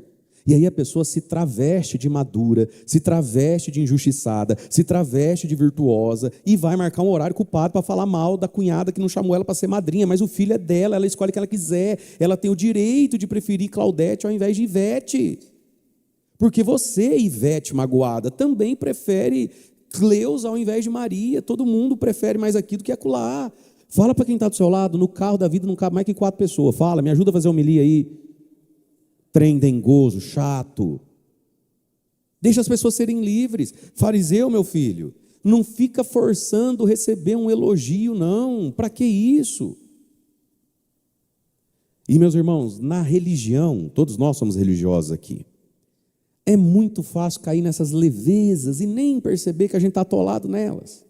Porque, voltando um pouquinho, é mais fácil converter uma pessoa do sexo, droga e rock and roll do que converter disso. Por quê? Porque esses pecados cabeludos, eles são vergonhosos. No fundo é isso, a pessoa está vivendo os pecados cabeludos porque ela está tão cega que ela não vê o ridículo que ela passa. E claro, às vezes ela vai até se associar, se agremiar com outros ridículos para ser o maior ridículo dos ridículos e se achar importante por ser o maior pecador entre os pecadores. Mas uma hora a ficha cai e a pessoa vê, gente, que ridículo que eu estou. Que vergonha, que prejuízo financeiro, moral, social. Não é? Às vezes a gente vê alguns pecados muito graves. Entre sentir raiva e querer tacar uma pedra, meu irmão, por favor, tenha dó da pessoa. Você não gostaria de ser ele, gostaria? Tá sabendo, fulano largou a mulher, arrumou uma mais nova, que absurdo. Mas é um filho de uma... É mesmo, mas tenha dó dele. Você gostaria de ser ele? Só ele acha que está abalando ao andar na rua com uma novinha. Só ele. Qualquer pessoa de mínimo juízo... Ai, que velho ridículo. Ai, que velho canalha. Só ele acha que ele é. Por quê? Ele está lá na roda dos velhos ridículos. E como ele é o mais ridículo dos ridículos, ele anda na rua assim, né? Mas uma hora a ficha cai e a pessoa fala, meu Deus do céu, o que eu estou fazendo? Lembra do filho pródigo? Uma hora a ficha cai. Chiqueiro e porco? Ah, não, vou voltar para o meu pai. Mas a coisa mais difícil de tirar de nós, meus irmãos, porque ela é sutil, porque ela é do avesso, é a tal da vaidade, é a tal da presunção. É muito sutil. A Bíblia não conta tudo, eu tenho direito de imaginar. Posso, sim ou não? Vou imaginar, o filho pródigo. Vou voltar para o meu pai. E voltou para o pai. Amém? Quem é que aguenta morar num chiqueiro rodeado de porco? Aí voltou para o pai. A Bíblia não conta tudo, eu posso imaginar. Posso imaginar, sim ou não? Agora ele voltou, né? Quebrado, arrebentado, pobre, fedido. O pai acolhe, perdoa. Parece que eu estou vendo. Um mês depois, o filho pródigo, o Júnior, né? O novinho, é sempre o caçula, né? O mãe encapetada. Agora ele, dentro de casa, querendo rezar sermão para o irmão. Não vai fazer a quaresma com o Frei Gilson? Se fosse para jogar videogame, acordava 4 da manhã. Um mês depois, ele vira uma mala sem alça, ditando regra para os outros. Um mês depois, ele está todo vaidoso. Dia agora, percebe? Então vamos pensar, o filho pródigo, você consegue tirar ele do chiqueiro e dos porcos. O que o irmão mais velho falou? Quando chega esse teu filho que gastou tudo, todos os teus bens, pai, com prostituta. Prostituta. Você tira do sujeito a prostituição, não tira dele a vaidade de ser casto agora. Você tira dele o sabor energético, entendeu? Você tira. Que agora é água com gás com limão, porque ele aceitou Jesus. Mas você não tira dele esse ego inflamado. Ai de nós se não chamarmos ele para testemunhar que ele não toma mais o sabor energético. Há 10 anos ele se fere, ele se magoa, ele fica pelos cantos e se brincar volta para o sabor energético, é a culpa do padre. Dá para acreditar? Dá, porque o pecado mais enraizado em nós, meus irmãos, é a vaidade e a presunção do nosso ego. E aí, qual é o pecado mais demoníaco que existe? A vaidade. Quando Lúcifer, lá do céu, pum, caiu na terra, virou capeta, Satanás, foi morar no quinto dos infernos. Foi por quê? Porque Deus, um dia andando no céu, olhou atrás da nuvem, viu 2 asinhas querendo se esconder, falou, Lúcifer, ai, Senhor, o que você está fazendo? Não é nada. Vem cá, o que você está fazendo? Aí vem Lúcifer, né, com as mãozinhas para trás, assim. O que você está escondendo aí? Não, nada, é que eu estava rezando o terço, deixa eu ver o terço. O que você estava fazendo, Lúcifer? Aí o Lúcifer tira a garrafinha de pinga. Aí Deus fala, não, no céu não pode, vai para o inferno, vira capeta. Foi por isso que Lúcifer virou capeta? Lúcifer cai do céu, para ele é inaugurado o único lugar que o cabe, o quinto dos infernos, e ele nunca tomou uma gota. Ele nunca fez nada daquilo que ele manda a gente fazer na carne. Ele não fez, ele não tem nem corpo. Qual é o pecado luciferiano? A vaidade. Eu não me dobro, eu não me ajoelho, eu não vou servir o homem que o Senhor vai criar de carne e osso, eu ir na terra servir homem? Eu adorar o teu filho, o teu verbo eterno dentro da barriga de uma mulher? Não, imagina, eu não, deixa aí, você chama outro. O pecado da vaidade, é por isso que Lúcifer virou Satanás. Na vaidade, na arrogância, é o que tem de mais demoníaco, minha gente. Essa coisa dentro de nós que não se dobra, que não pede desculpa para ninguém, que não pede perdão para ninguém, que prefere morrer do que ser a pessoa que dá um passo e fala, ô fulano, queria te pedir desculpa. Não, mas é ele que está errado. Isso é Lúcifer em nós mais do que esses pecados baixos que tem por aí, não duvidemos. Foi Lúcifer que inventou para o ser humano também. Mas o que tem de luciferiano em nós é essa coisa ferida, machucada, reativa dentro de nós. Quanta mulher casada com Lúcifer, né? A senhora não pode falar nada com o seu marido. Ele nunca consegue falar assim. Não, é verdade, amor. Mas sabe o que é? Assim, não. É que talvez não pareceu que... Na verdade, o que eu quis dizer, o que eu quis fazer... A senhora joga a queixa, a situação, o que ele manda? Engraçado que... tem que ver que quando... A pessoa nunca abaixa a bola. Ela está sempre pronta para dar um coice. Lúcifer. Tem cachaceiro mais bonzinho que homem por aí que nunca bebeu. E aí Jesus fala, quanto a vós então, não busquem essas coisas, não fiquem atrás de querer ser mestre, não fiquem indo atrás de querer ser chamado, né, de mestre, de guia, até de pai. Né? Você sabe que a palavra padre significa pai. Mas nas outras línguas, por exemplo, na Itália, em alguns lugares, não se chama o padre de padre, porque lá padre é pai mesmo, né? É a mesma palavra para as duas coisas. Então a gente importa uma palavra. Se chama, por exemplo, um padre de dom. No Brasil, dom ficou reservado só para os bispos, né? Então se eu fosse padre na Itália, eu era Dom Mário. Para não falar pai Mário. Pai, não sou seu pai. Se eu morrer hoje, eu não vou te deixar uma herança, eu sou seu pai. Aí começa as coisas, pai. Se na língua portuguesa, nós já temos para o padre, para o sacerdote, para o presbítero. O padre é presbítero, é a palavra elegante teológica, presbítero é esquisito, né? Mais afetuosa, padre, porque vem do italiano ali, do espanhol, fica perto, é um pai espiritual. Mas já tem a palavra padre. Qual é a necessidade de chamar um padre no Brasil de pai? E qual é o gosto de ser chamado assim?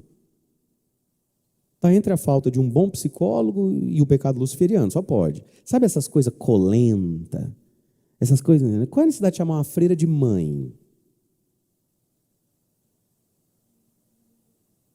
E a gente gosta dessas colas. E a gente gosta de ser visto como o coladinho do colado. Sabe esses negócios? Você falta maturidade. E olha o que Jesus está falando, não fica atrás dessas coisas, não. Então, por exemplo, no Brasil, a gente já aceita ser chamado de padre, mas não vem me chamar de pai, não sou seu pai. Padre já tá bom. Tanto é que se você for na Itália, você não fala para um padre, você fala dom. Entende? Sabe essas colas, essas coisas? Aí pega um filho, nem é seu filho, você tem 3 filhos, por causa até da igreja, você ficou muito próximo, você está ajudando a pessoa, glória a Deus por isso. Aí começa a chamar de filho, começa a chamar de mãe. Não, mãe é que você tem na sua casa. Filho é os 2 que você tem em casa, te dão trabalho, te desassossegam. Não é, ela não é tua filha, é tua filha. Então bota ela na herança. Sabe essas colas, essas coisas que Jesus está falando? Quanto a vós, não procurem essas coisas. E você pode ver, todo ser humano que com muita velocidade se gruda em outro, vira inimigo depois. Quantas histórias a gente conhece assim? Era carne e unha.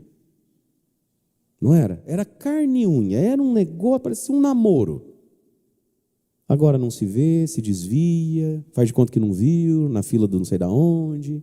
Não é saudável isso. Porque tudo isso é eco dessas coisas desorganizadas em nós, né? Nessa nossa vaidade interior. E aí Jesus diz, pelo contrário, o maior dentre vós é aquele que vos serve. E quantas vezes a gente não tem essa cola afetiva com quem tanto nos serve, né? E aí fica colado, fica românticozinho com quem nem nos serve. Não é assim? Já reparou teus filhos? Você lava, passa, cozinha, compra remédio, acorda na madrugada, não é assim? Você não troca um sapato, você não vai no dentista, mas ele tem, não, porque ele está fazendo, não. Você trata igual um príncipe. E como é que ele te trata? Nos coice. Aí o primeiro amigo que chega, na verdade, você sabe que tem hora que eu entendo um pouco esse ser difícil de lidar chamado sogra. Eu não tenho, mas eu entendo. Eu não tenho sogra, vocês sabem, né? Não tenho sogra. Mas eu entendo. Tá ela lá, né? A senhora lava, passa, cozinha, faz de um tudo, verdade ou não é? A senhora acabou com o próprio corpo, para o bezerro mamar até 2 anos de idade. A senhora faz de um tudo. Ele esquece a data do seu aniversário. Dia das mães, ele fala, dia das mães, mãe, dia das mães. Aí ele arruma uma namoradinha. Mas 40 dias que eles estão namorando, 2 meses que eles estão namorando, aí vem o dia dos namorados. Aí o que acontece? Para a outra menina lá, que nunca lavou uma cueca freada dele. Nem vai, porque não vai casar com ela. Esses namoros de adolescente, não vai dar em nada nisso.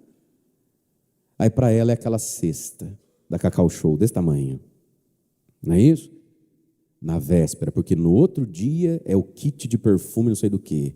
E na noite vai levar em Umuarama para comer um sushi, sendo que o do Piquiri é muito melhor, mas enfim, tem que aparentar, vai lá em Umuarama. E vai pagar, nem tem dinheiro, coitado. E vai aquelas mesas que o povo escreve com chocolate, o coração, aquelas coisas. E a mãe, olha, engraçado, né? Para mim, nem sabonete da Avon, né? Perfume da Jequiti eu nunca vi. Ela nem chegou, virou a deusa, virou a rainha, né? O maior dentre vós é aquele que serve. Meus irmãos, quantas pessoas nos servem? E às vezes a gente... Verdade ou não é? Aí chega alguém que nunca te serviu. Você não deve nada a ele. Tua salvação não está ligada a ele ou a ela. A pessoa abençoada que você é não está vinculado a ele ou a ela, mas para ele e para ela, carente que você já dobra, estende o tapete vermelho. E você já traz para dentro da tua vida. E quem mais te ajudou ou ainda te ajuda, nunca viu nada de você. E aí Jesus dá uma dica para todos nós. Quem se exaltar será humilhado. E quem se humilha será exaltado. Pela própria cegueira, né, vai ser humilhado. Mas às vezes, queridos, até pela mão de Deus. Deus, de vez em quando, nos permite passar umas vergonhazinhas, porque quem se exalta será humilhado. E aí, meus amados, quaresma, tempo de conversão. Nos convertamos da nossa presunção, da nossa vaidade interior. Façamos o bem e o certo pelo motivo certo, né? Peçamos ao Espírito Santo que nos incomode um pouquinho mais com essas coisas tão sutis que a gente não percebe, não capta, não pega, mas que às vezes diante de Deus já está ficando até irritante, né? Louvado seja Deus por todos que se converteram e que se convertem dos pecados cabeludos e feios. Louvado seja Deus. Mas saibamos, a obra só fica completa depois de muito tempo, nesses assuntos muito rasos que às vezes a gente nem percebe. E aí a primeira leitura falou, aprendam a fazer o bem. Para de fazer o mal. Olha a pedagogia da palavra de Deus. Para de fazer o mal e aprendam a fazer o bem. O bem pode ser aprendido, as virtudes podem ser aprendidas. A gente pode aprender a ser casto. Pare de ser devasso, mundano, carnal, fogoso. E aprenda a ser casto. Para de ser fofoqueiro e aprenda a ser gentil, modesto, silencioso. O bem pode ser aprendido, minha gente. Como é que pode? A gente não pode andar com Deus e falar assim, eu não gosto de fulano. Eu não consigo, já falei que eu não consigo. Ixi, quando eu sou igual a minha mãe. Aprende a fazer o bem. Leia sobre, reze sobre, peça isso a Deus. Repare em pessoas que têm esse bem de um jeito mais cristalizado e fácil do que você. Aprenda a fazer o bem. É um chamado de Deus. E aí, olha só, quem vai até onde vê mais longe. A todos que procedem retamente. Quando a gente começa a proceder retamente, eu mostrarei a salvação que vem de Deus. Quem vai até onde vê mais longe. Se eu vou até onde eu estou vendo, Deus me mostra mais. Quem procede retamente, Deus se revela mais. Deus mostra mais. Aprendamos a fazer o bem. E para quem gosta de ler, ou talvez seria até uma boa penitência ler, porque você não gosta, né? Fica uma dica. Tem um livro que vale ouro. Padre Francisco Faus, faleceu há pouquinho tempo, se chama A Aquisição das Virtudes. É um livro assim, médio, muito simples de ler, qualquer pessoa consegue entender o que ele escreve, se chama A Aquisição das Virtudes, corresponde à primeira leitura aqui, Aprendei a Fazer o Bem. Pergunta para quem está só, como é que é mesmo o nome do livro? Isso. Vamos ficar em pé, momento das preces.